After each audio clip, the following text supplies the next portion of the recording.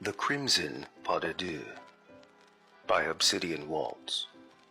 They were waiting for her, the ballet shoes. Black as midnight, their satin gleamed in the dim light of the studio. They were unlaced, expectant.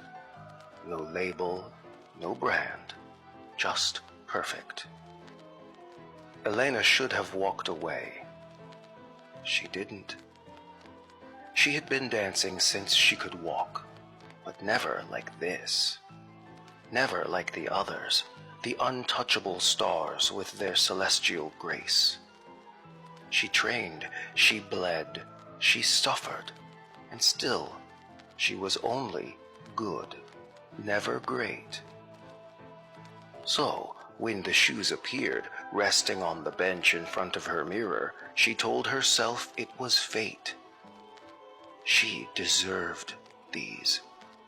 She slipped them on. The ribbons slithered around her ankles, tightening on their own. A breath. And then, movement. But not hers.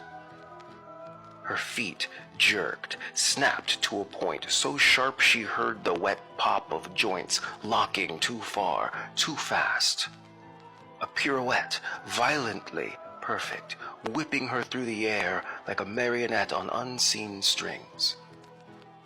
Elena gasped. But the shoes did not allow hesitation. They danced.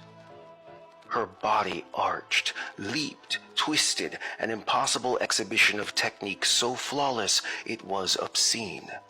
Every tendu, every arabesque, every grand jeté divine. But the pain, oh, the pain. Her muscles tore, ligaments screaming, bones threatening to crack beneath the force of her own motion. She tried to stop. The shoes did not allow stopping. She spun into the mirror, the glass shattered, but she did not slow.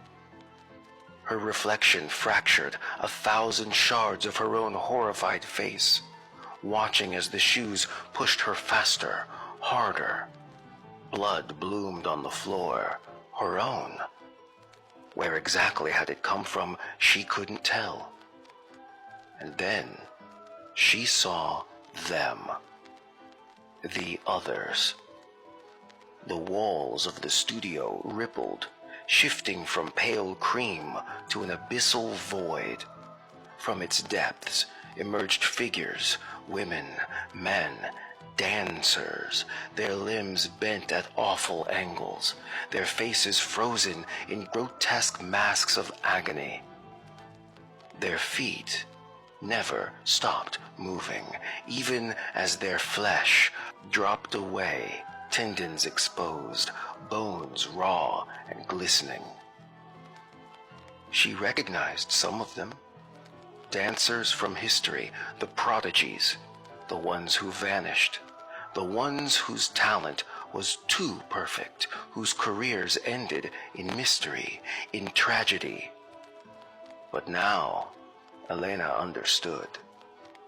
These shoes did not enhance talent, they consumed it. She would dance until her feet were bone, until her skin wore away and her eyes glazed over in rictus horror. Until she joined them, another phantom of movement, a blurred specter of perfection. She tried to scream. The shoes did not allow screaming. They only allowed the dance.